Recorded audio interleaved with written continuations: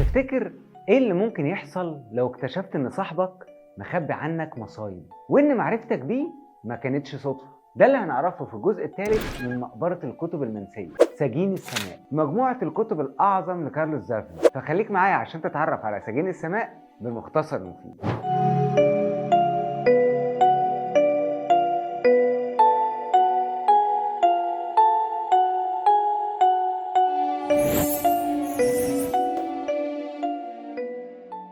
في بداية الجزء ده بنشوف دانيال وأبوه سمبيري وهما بيتكلموا عن حالة الإفلاس اللي بتمر بيها المكتبة، وبيجي لسمبيري فكرة وبيندمج فيها لدرجة إنه بيسيب ابنه لوحده وبيخرج، ودانيال أثناء ما هو بيرتب الكتب بيفكر في صديقه فيرمين، وفجأة بيسمع باب المكتبة بيتفتح وبيدخل منه ضيف غريب بيعرض وبيدور على كتاب من أغلى مقتنيات المكتبة، رواية أصلية من الكونت دي مونte كريستو. ومن حظ دانيال إن الضيف ده اشترى الرواية بورقة ب100، ومش بس كده، ده كمان ساب الباقي. الراجل ده كريم قوي يا بابا. والغريب انه بعد ما عمل كده كتب عليها اهداء وقال له فيه الى فيرمين ريميرو دي توريس الذي عاد من عالم الاموات ويمتلك مفتاح المستقبل. وفي اخر الاهداء بيمضي برقم 13، وبعدها بيسيب الرواية بالاهداء في المكتبة ويمشي. وصاحبنا ساعتها قفل المكتبة ومشي ورا الضيف يراقبه، وخد باله انه عدى على محل ذهب وفضل يبحلق فيه، وهناك قابل دانيال كاتب خطابات، يعني واحد كده بيكتب الجوابات نيابة عن الناس، وعرف ان عمنا الضيف ده اجر واحد منهم علشان يكتب له جواب، لان صوابع ايده مقطوعة والايد التانية مش موجودة اصلا. وفضل مكمل وراه وشافه وهو بيدخل مطعم يشتري اكل يبحلق فيه ويتشال تاني، وبعدها بيدفع الحساب وبيمشي. بعدين بيتحرك على اوتيل درجة ثالثة، وبيعرف دانيال من الاستقبال ان الضيف ده مأجر عندهم لمدة شهر، والغريب انه مأجر باسم فيرمين روميرو دي توريس. فبيرجع دانيال على المكتبة هو مش فاهم حاجة خالص، وفي طريقه بيقابل الراجل اللي كتب الجواب فبيسأله عن اي تفاصيل، فبيحكي له انه كتب له جواب ليه علاقة بفلوس ومفتاح، وكمان الضيف قال له انه يكتب في الجواب ان المدينة اتغيرت جدا وما بقاش فيه اموات بيمشوا فيها. وطبعا يا سيدي انت ما فهمتش حاجه من الكلام ده، ولا دانيال برضه فهم، ورجع المكتبه وهو محتار يبلغ فيرمين باللي حصل ولا لا. وبتعدي فتره وبيظهر فيرمين قدام المكتبه وبيتكلم مع دانيال عن سمبيري، وفي نفس اللحظه بيخش عليهم وهو معاه شنط فيها تماثيل فخار وديكور اعياد الميلاد تنور المكتبه وتشد رجل الزباين. ورغم انهم كانوا فاقدين الامل في موضوع الزباين ده، لكن الخطه بتنجح فعلا والزباين بتزيد على المكتبه. وفي اليوم ده دانيال بيحكي لفيرمين على الكتاب ومكان الراجل اللي بيستغل اسمه، وساعتها فيرمين بيتصدم، لكن بيطلب من دانيال يخليه في حاله لان الموضوع خطير، وبيأمره كمان انه يحرق الفلوس اللي دفعها الضيف في الكتاب، وبيقول له انها فلوس ملعونة. بعدها دانيال كان بيبقى قاعد مع ابنه خوليان ومراته بيا، وبيعرف منها ان خطيبة فيرمين شايفاه متغير وشكله بيخلع من جوازه، لا وكمان زودت الاكشن وخبت على فيرمين شكها في انها حامل، بس معذوره يا سيدي، هي عملت كده عشان خافت لحسن يهرب. فبيسمع دانيال المعلومات دي ومش بيدي اي اهتمام. وفي يوم الشغل بيبقى زحمه جدا في المكتبه، وبيطلع دانيال عشان يدور على مفتاح المخزن، فبيلاحظ ان في جواب مستخبي من خطيب مراته اللي هو الاكس بتاعها، وكان بيقول لها فيه انه لسه بيحبها وكمان بيترجاها انها ترد عليه، وبيوعدها كمان انه هيعيشها عيشه فل لانه اقتنع والزهر لعب معاه، وبيطلب منها تقابله في مطعم معروف بعد شهر، وبيقول في الجواب انها لو جات الميعاد ده هيحس ان في امل لحبهم. فبيقرا دانيال الكلام ده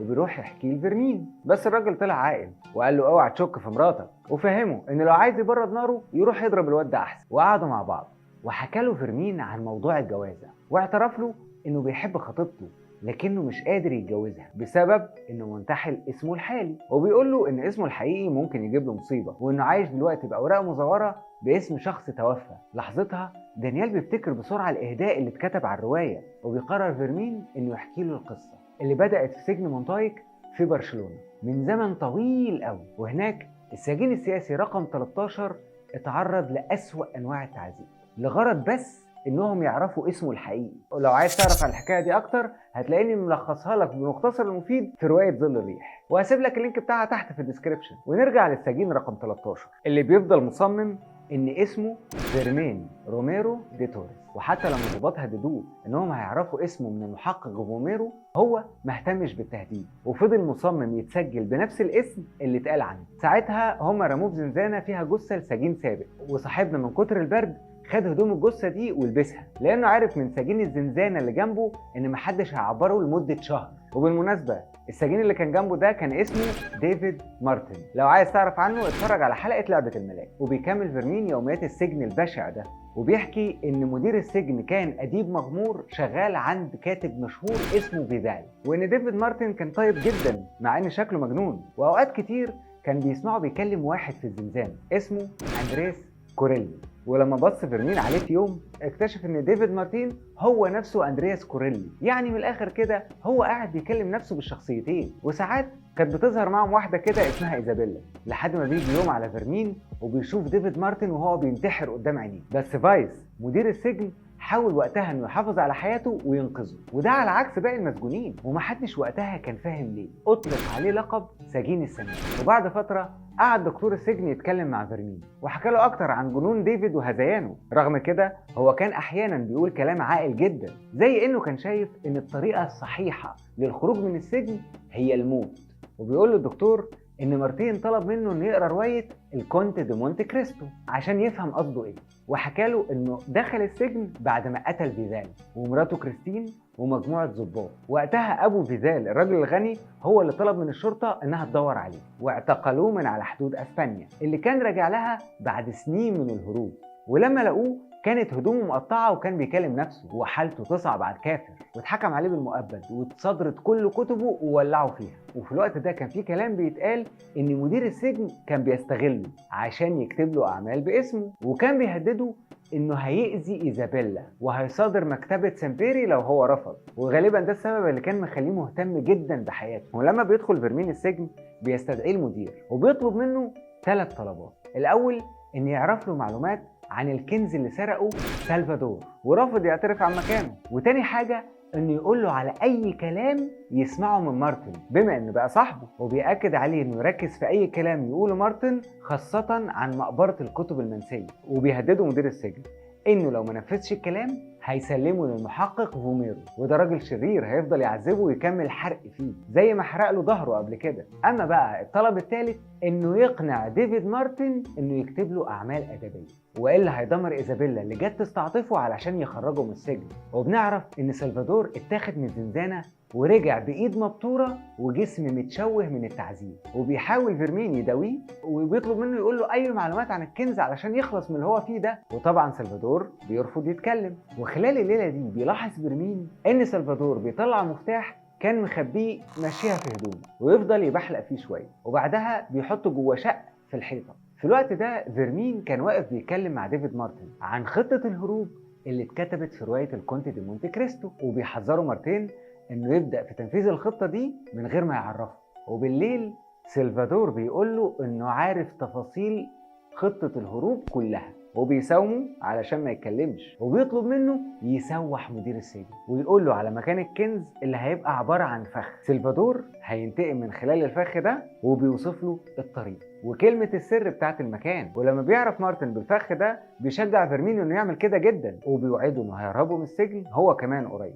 لكنه بيعرفه انه مش هيحاول يهرب معاه وهيفضل قاعد جوه لانه يستحق الوجود في السجن. وبيوصيه انه اول ما يطلع يخلي باله من ايزابيلا ودانيال. وفعلا فيرمين بينفذ الخطه وبيروح لمدير السجن يقول له على مكان الكنز اللي قالوا عليه سلفادور، او بمعنى اصح الفخ. واثناء ما هو هناك بيجي لهم خبر ان مارتن اغمى عليه، والدكتور كان عايز ادويه ضروري لانه لقى ان صيدليه السجن كانت قافله. في الوقت ده كان فايس مدير السجن بيروح على قهوه وبيطلب مشروبين وبيحط في كوبايه منهم ماده مجهوله، وبتكون الكوبايه دي من نصيب ايزابيلا اللي كانت جايه تهدده وتقول له انها هتفضحه وهتعرف الناس كلها انه بيستغل ديفيد مارتن. وبعد لحظات من شربها للكوبايه بتتعب جدا، وساعتها فايس بيسيبها وبياخد عربيته على مكان الكنز. وفي نفس الوقت فيرمين بيخدر سلفادور بالدواء اللي اتهرب له من الصيدليه عن طريق مارتن، وبيبلغ الحراس ان سلفادور اتوفى، فبيبعتوا سرة الموتى اللي هيتحط فيها سلفادور ويترمي في الزبالة، وده قبل طلوع الصبح. فبيبدل فيرمين هدومه بهدوم سلفادور وبيغطيه بقماش، وبياخد المفتاح اللي حطه سلفادور في شق الحيطة وبيحط نفسه جوه السرة. لما بقى بيوصل فايس على مكان الكنز على الناحية التانية بيبعت السواق بتاعه بكلمة السر، وساعتها اتضرب عليه نار من اشخاص مجهولين لكنه قدر يهرب منه وينجو بحياته. ولما رجع السجن راح لزنزانة سلفادور واكتشف ان فيرمين هرب، وبعدها في مجموعة من الغجر انقذوه لما رموا الضباط السرة في الزبالة، والغجر عالجوه من الاصابات اللي كانت حصلت له جوه السجن، وعرف منهم انه بعد ما هرب من السجن تم اعلان وفاته. وقتها جماعة الغجر بيدوله رقم محامي وبيطلبوا منه يستنى معاهم فترة قبل ما يرجع المدينة، وفعلا بيرجع فيرمين بعد سنة وبيروح على مكان سكن مارتن القديم وبيلاقيه عبارة عن حطام، فبيلاحظ قسيس فيرمين نايم في الطابق فبيصحيه وبيلاقيه مرعوب جدا وبياخده على بيته جنب الكنيسة. القسيس بيشوفه باصص على شمعدان وبيقول له ما تقلقش انا قريت البؤساء، اللي برضه هتلاقي اللينك بتاعها في الديسكريبشن بالمختصر المفيد عشان تفهم الإفيه ده. وبيطلع فيرمين من هناك على محامي ايزابيلا وبيعرف منه انها ماتت، ولما بيسأل عن السبب بيقول له المحامي انها كوليرا، لكن برضه بيعرف ان في ناس شافوها مع فايس يوم تعبها الشديد. لحظتها بيشك فيرمين انه سمها، وفي خلال الاحداث دي على الناحيه الثانيه بيقرر فايس انه يعزل مارتن في زنزانه لوحده، وبيتم محاكمه الدكتور بتهمه الخيانه وبيتحكم عليه بالاعدام.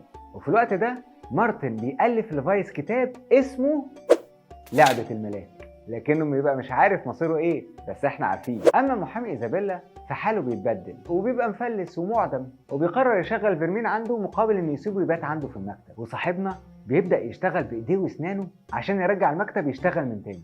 وفي يوم المحامي بيرجع منهار لما بيعرف ان مارتن رفض يسلم كتبه لفايس، وبيبقى فايس متضايق جدا لدرجه انه بيروح يضربه وبيسلمه جواب ايزابيلا اللي كتبته قبل ما تموت، لانه كان عارف كويس ان موتها هيجرح مارتن. وفي اليوم ده العسكري اللي بينقل للمحامي الاخبار سمعه بيصرخ طول الليل وهذيانه بيزيد زياده عن اللزوم، فبيطلب فايس من فرقه الاعدام انهم ياخدوا ديفيد مارتن على فيلا ويخلصوا على المشكله دي، وهما طبعا بيهودوه ويقولوا له حاضر. لكن العسكري الفتان بيسمعهم بالليل بيتهمسوا بانهم مش متاكدين اذا كانوا هيعملوا كده في مارتن ولا لا. في اللحظه دي دانيال بيسأل فيرمين ايه اللي حصل بعد كده، وهل فعلا كان بيراقبه طول الوقت ده لحد ما قابله، وهل فعلا كان موجود معاه في كل مكان زي ما يكون ملاكه الحارس لحد ما تقابله في بلازا دي رويال، وكل ده ما كانش صدفة. وسأله كمان عن فايس مدير السجن واللي بقى كاتب لامع وبقى وزير التعليم من 5 سنين. ساعتها بيحس فيرمين بقهر دانيال وبيطلب منه ينسى الانتقام لحد ما يجي وقته، وبيوعده انه هيساعده في الانتقام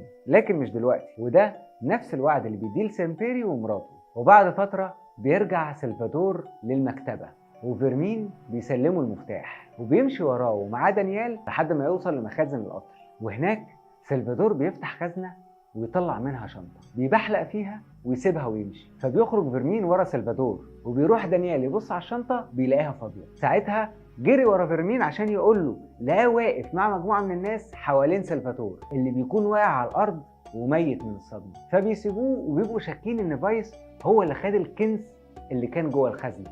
ووعدوا دانيال ان فيرمين هيتجوز خطيبته رسمي وهيعرف يظبط ان اسمه يرجع للحياة، وبدأ يخطط لده. راح للبروفيسور الباكوركي صديقهم اللي كان شغال على كتاب للأدباء الملعونين في اسبانيا وخصوصا برشلونة، واولهم كراكس. فهموا قشور طبعا عن القصه ان فيرمين ما يقدرش يستخدم اسمه ورقيا لانه ميت رسمي من 20 سنه، واصلا اسمه ده ابتكره علشان يحمي هويته الحقيقيه اللي برضه ما ينفعش يستخدمها، وعاوز يعمل هويه من الصفر باسمه فيرمين عشان هيتجوز بيه. وطلب منه يساعده بما انه بروفيسور جامعه وصحفي انه يستخدمه كمساعد علشان يدخل الارشيف اللي اترمم بعد الحرب. ورقة المية اللي كان خدها من سلفادور الله يرحمه هي الميزانية بتاعتهم للموضوع ده كله، وده عشان ينظموا ملف محكم يخش جوه الارشيف ويبني الشخصية بشكل رسمي.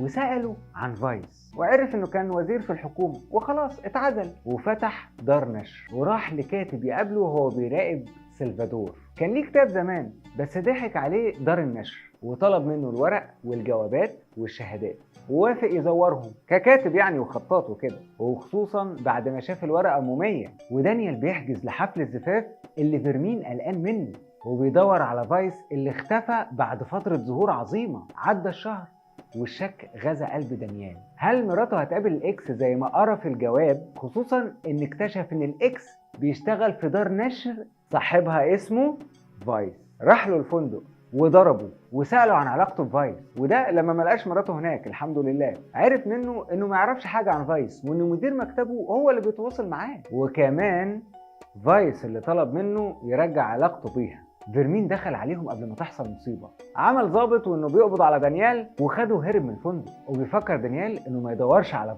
فايس هو اللي هيدور على دانيال. الفرح بكرة واستلم فيرمين بطاقته الشخصية، ومش مصدق مجهول دانيال اللي عمله علشان يوصل للحظة دي. خلصوا حفلة العزوبية وهم راجعين لقوا على باب المكتبة صوفيا، دي قريبتهم النابلي اللي جاية تدرس هنا، وكانت نسخة طبق الأصل من إيزابيلا لدرجة صدمة سمبيري الأب لما شافها، بس سابوها. ودانيال خد فيرمين علشان يوري له هدية جواز، مقبرة الكتب المنسية، ودخلوا وقعدوا مع إسحاق أمين المقبرة، وعرفوا منه إن ديفيد مارتن عدى عليه ليلة راس السنة وساب له علبة وقال إن حد هيجي ياخدها منه. العلبة دي فيها مخطوطة كتاب لعبة الملاك وجواب لدانيال. سابوا اسحاق وفيرمين يقرا الجواب وراحوا يتناقشوا ان اسحاق عايز حد يشتغل مكانه عشان عايز يعتزل، وفيرمين مهتم قوي بالشغلانه دي. دانيال قرا في الجواب ان مارتن بيقول ان الكتاب ده فيه حياته، وانه عارف اللي حصل لايزابيلا وعاوزه يسيب ليه الانتقام من فايس ويعيش هو حياته، ويحرق ورقه الجواب دي بعد ما يقراها. وبعد سنين بيزور دانيال قبر ايزابيلا